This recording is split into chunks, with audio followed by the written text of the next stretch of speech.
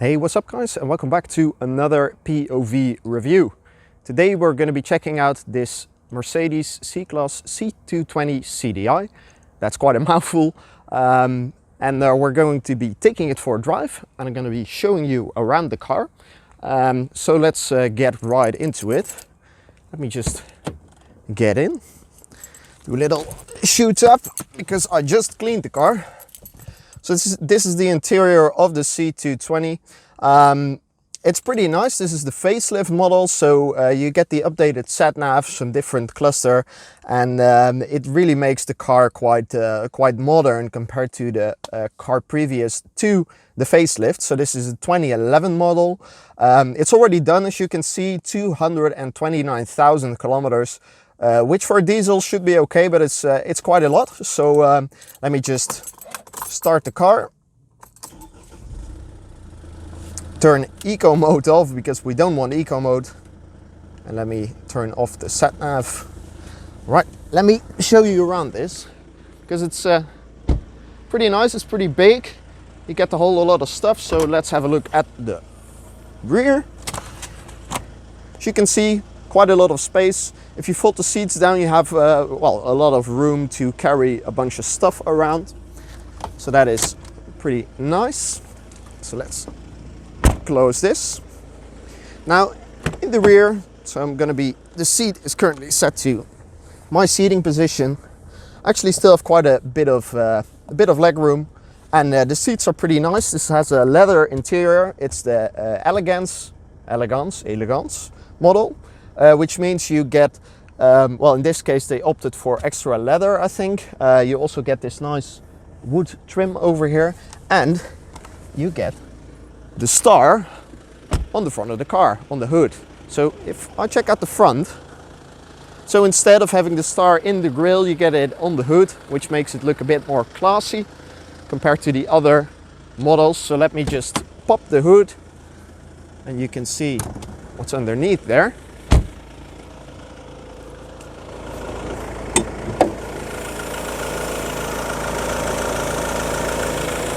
Right, there you go. It's the 2.2 liter twin turbocharged 4-cylinder.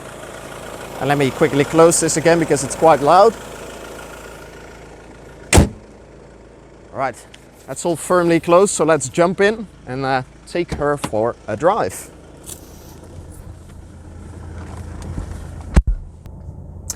All right, so we put her into drive. This is the 7G Tronic transmission. So that's a 7-speed automatic transmission. I think it's a torque converter. I'm not sure actually. It has a foot brake, as many Mercedes do. So I pull the lever here. If I want to put the handbrake on, I actually have to use my foot to do that. So let's take her off, put her into drive, and take her for a drive. All right. So like I said, the 2.2 liter diesel, it's a twin turbocharged one. If you get the C200, if I'm not mistaken, you only get a single turbo. This one is twin turbo, which makes the power band a bit more, well, you have a lot more torque for the entire power band. You also have the C250 CDI, of course, and that one has a twin scroll turbo, I think, which means that you get power even lower down and up to a higher rev range, which is, if you want to pull some stuff, that's actually pretty good. Now, I really enjoy the power. It has 170 brake horsepower and 400 Newton meters of torque, which is pretty nice. It propels the car to 100, so from 0 to 100 in about 8.5 seconds, I think, which, considering the weight of the car, which is 1,560 kilograms, I think, that's actually pretty good. Now, this car is my parents' car, and they bought it especially for towing their caravan. So they needed a car that could tow a lot, which this car is pretty capable at. It's able to tow up to 1,800 kilograms, which is, yeah, that's quite a lot. Well, if you want to tow around some stuff, especially if you're going with a caravan on holiday. Now it's already done almost 230,000 kilometers, but you don't really feel it. The way it drives, it still has plenty of power, and yeah, it also in the interior, like I said before, it's an elegance model, which means you have the nice star on the hood, which I personally quite like.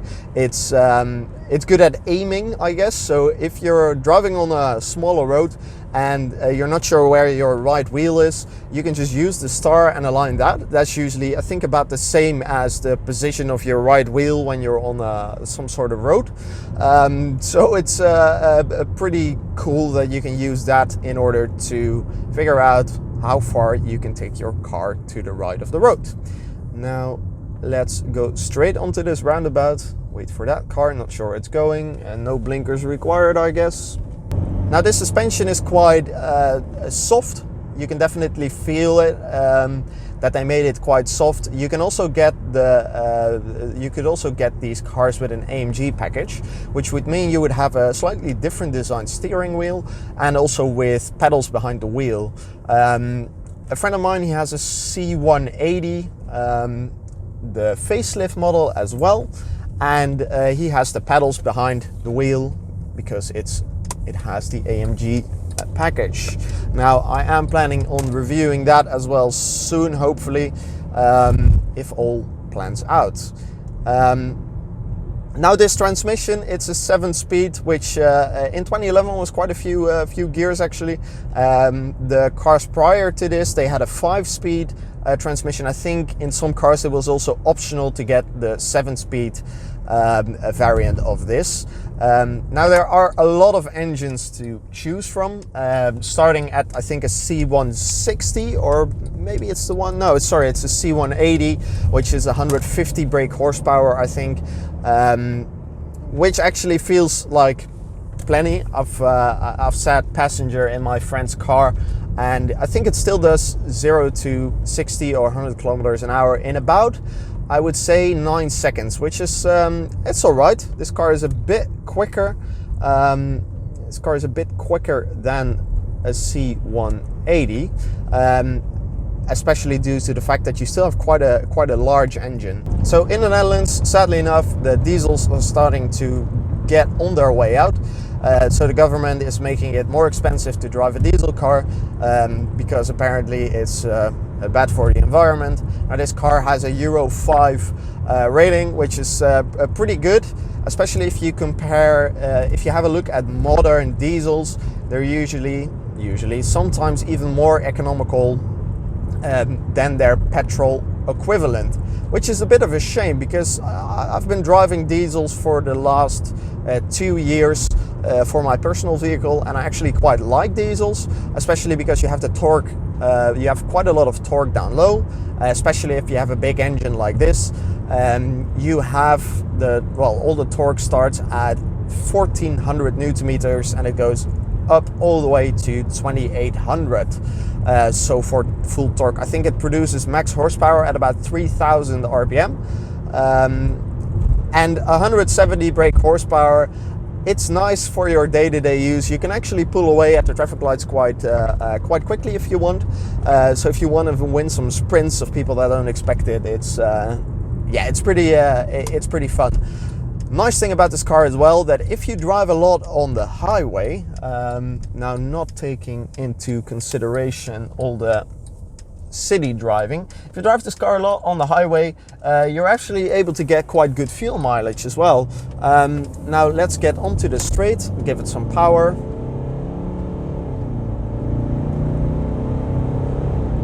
As you can see, it gets up to speed quite nicely. If you're giving it full gas after about 3500 RPM, you actually start losing a bit of power, so it's much better to stay low in the RPM range, which makes this car also handle really comfortably. So if you're going on a long drive on the highway, if you link that with the very soft suspension, yeah, it's a really comfortable car. This car, of course, also has cruise control. Back in the day, you were also able to get this one with Distronic, which is Mercedes' adaptive cruise control. And the funny thing is, I think they had it around on like their S-classes and their very large and most expensive vehicles. It actually had Distronic from I think 2004, which is really early, especially if you compare it to the fact that right now cars are starting to show up that are a bit more if you buy a car right now, it's a lot more normal to have adaptive cruise control. But Mercedes were already doing it back in 2004, which is crazy. Way ahead of their time, especially with a lot of electronics that Mercedes had. They were quite far ahead of their time. Now, like I said, this car is the facelift model. They actually started building these from 2007 all the way up to 2015. And in 2011, they facelifted it. So a slightly different front end, different interior, which makes a lot of difference. I think, the way this interior is, it still looks really modern. Which is nice. You also have sat-nav. Let me quickly turn that on. Let's hope the music won't go through here. Let me turn it down. Now, the graphics on the sat-nav, they're not the most modern anymore, but it is, I think, an updated map. It still has a map from 2020, which is really recent. So this car has spent most of its life maintained by Mercedes, different Mercedes dealerships around the Netherlands. My parents got this car, I think, about 6 months ago, and all the way up to 6 months ago, it was maintained by Mercedes, by a Mercedes dealership. So it's in really good condition. Of course, it has its little imperfections, which isn't strange considering the age of the car.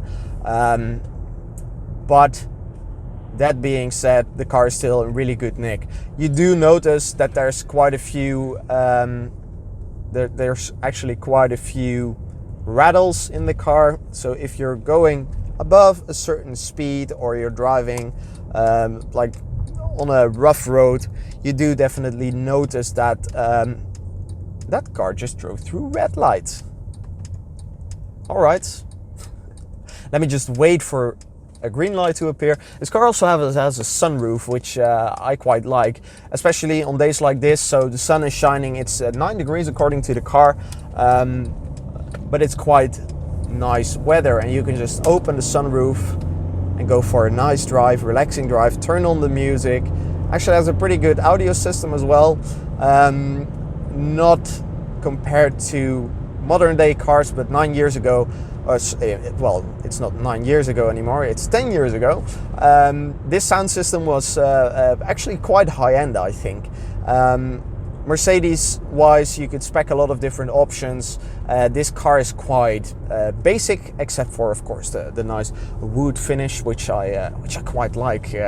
Maybe it's a bit more old man spec, but it's quite classy. It only has 16-inch wheels, so 16-inch 205s all around. So not very wide tires, also not very big wheels, but it does match the spec of the car. So the wood trim, the star on the hood.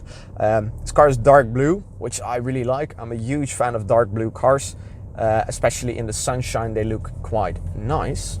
Now, this is not going all that quickly, so we're on our way towards the highway, which we can hopefully open her up a bit. In the last 5.5 thousand kilometers, where are you going? Okay, I think we can pass. Yeah.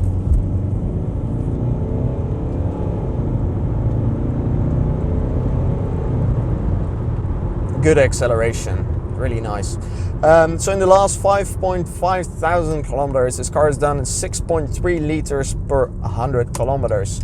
Now, my parents, they don't drive a lot anymore. They just needed a diesel to haul their caravan. But the fuel economy is actually pretty good, considering the size of the engine. Even if you would drive this car on the highway a lot, you would see a lot better fuel mileage from, this car. I do quite like it. I like the seats. The seating position is nice. You can make your seat go down quite far. You can also bring it up. Now, part of the seat is electrically adjustable. So it's I think the seating position, so up and down you can change. You can also change the the backrest, but moving front and back, that's done manually by a lever that is under here. Now let us make a right here. No traffic light, nice. But there are a lot of cars around. Ooh, Mitsubishi Evo. Punch it now, there was a car coming. So if I would drive this car on a daily basis, I probably wouldn't get as good fuel mileage as my parents do. It's a bit of a trend. My food is a bit too harsh. So I would probably get a lot worse fuel economy. I think I can even see what I would, I was doing 7.3 liters, 100 kilometers, which is still not bad. It's actually pretty good. That's a nice Evo. You hardly ever see these on the road. A right-hand drive, which also is quite unique for around here. All right, now let's take this on-ramp. Lots of weight.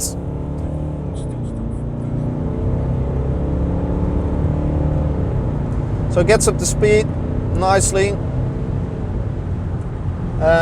especially considering its weight. It has a top speed of, if I'm not mistaken, 220 kilometers an hour, which is, I think, 130 miles per hour. I'm not sure. I think it's 130 miles per hour. Sadly enough, the top speed that you can drive in the Netherlands is 100 kilometers an hour, except for after 7 in the evening. So after 7 in the evening, you're actually able to go on most highways 130, but still, you're nowhere near going to hit that top speed of 100 or 220 miles per hour. Cruise control, that's also one thing I should note, that the car has it, of course, but it's in the most stupid location that I can think of. Well, probably not the most. I bet there's some other car that has it worse, but it's over here. It's on the top, but it means that your turn signal, which is on the left, they put it down more, which means that if you're used to driving a car that has their turn signal like up here, you're probably gonna hit the cruise control from time to time. Now let me turn on the cruise control, or tempomat as they call it, as the Germans call it, which is still an interesting name. Let's overtake this Golf 3. Rusty probably. Now I would get why people would want to drive this car around on the Autobahn. Very smooth, also at higher speeds. Now this is a blue efficiency model, which I was reading some information regarding this car, and when they did the facelift in 2011, they made it a blue motion for the diesels, and it also means that it has, I think, some kind of glazed front window, which keeps the noise down, but also makes the car a bit more economical, apparently. That's what they say. Alright guys, we're just getting off the highway. Let's hope we can find some back roads. Not that this car is good at back roads or anything, because the size and there's a lot of body roll. The size and the way the suspension is set up, yeah, it's very rolly, I guess. Alright guys, somewhat back roads found right now. Chuck her in, lots of weight. You get on the power a bit too soon, you do feel the suspension is really soft. Now I've put the transmission into sport mode, so there is a button over here, so you can click that, change it from E over to S. You can also flip it to the side, use it as a manual transmission, so if you don't have the pedal but you still want to use it as some sort of manual transmission, you can. You have to push it to the right to make the gear go up, and push it to the left to make it go down. One of the cool features that Mercedes implemented, so let's say for instance you're driving windows down in the summer and you get to a tunnel, let's say you get to a tunnel. You want to close your windows while you're driving through the tunnel and then open them again once you get out of it. What you can do, I'm just going to open the windows, so sorry for the noise. If I make that one go down and that one go down, So I'm driving around, windows open, I get to the tunnel. If I hold the recirculate button for a certain amount of time, it makes my windows go up. So it does recirculate, makes my windows go up. And then if I hold this button again, the windows go back to the same spot where they were before. Those kind of small details that Mercedes included in this car makes it fun to drive a German car. Now personally, I've always been a fan of German cars. If it's Mercedes or Audi or BMW, I've been a huge fan, especially these slightly older ones. So those are some nice and fun things you can set up on the car. Now, sadly enough, it's really busy on the road. You're allowed to go 80 on this road, but people are driving a lot slower. And let me come to a standstill and we can do a 0 to 100 acceleration. If we can do that. All right. If you actually push the brake further down, you can get a hold function on the screen. And if you take your foot off the brake, it actually stops it from rolling on. So it's like a hold, it's like a hold system basically. So if I punch it now, lots of torque down low, not so much torque high end. I'll see if I can include some sort of 0 to 100 timer on screen. Of course you have all these kind of models, so the regular people's car with a diesel or with a petrol engine, all going from a 1.8 liter petrol. They also have V6 diesels, but they of course also have the C63 AMG, which is a 6.2 liter V8, which that car is just crazy. I would love to drive one someday, especially the sound. The 6.2, it sounds amazing. Mercedes has had that car for, well, that engine for a very long time. They also had it with the model that came after this, but last week they actually announced the new C-Classe, so the W206, and sadly enough that doesn't have a V8 anymore. It also doesn't have a V6 anymore, so they are only going to do 2 liter max 2 liter turbocharged engines, so they don't even have a V6 option, which I'm quite surprised about.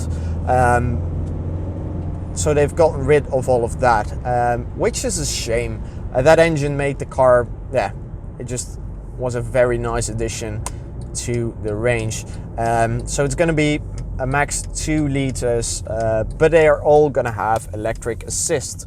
So if they're going to have a C63, they're going to make sure that the C63 has a lot of electric power to go with it. A rumor has that it's going to be 550 brake horsepower from a 2 liter 4-cylinder with electric, somewhat of an electric assist. So it's quite busy here. People are all walking in the forest, someone test driving their car. Let me find a nice spot where we can end this video for now. Right. Let's park her up over here. Don't want to make it too dirty since I just cleaned the car. All right. So, guys, that has been the C220 CDI. I'm planning on, well, hopefully driving a C180 petrol. So we'll see about that once that will be live. You will see it on my channel. So if you wanna get reminded that that video is out as well, be sure to subscribe. If you enjoyed the video, be sure to leave a like. And any questions or comments you have, just let me know down below. And yeah, till next time, guys. Have a good one, and I'll talk to you in the next video.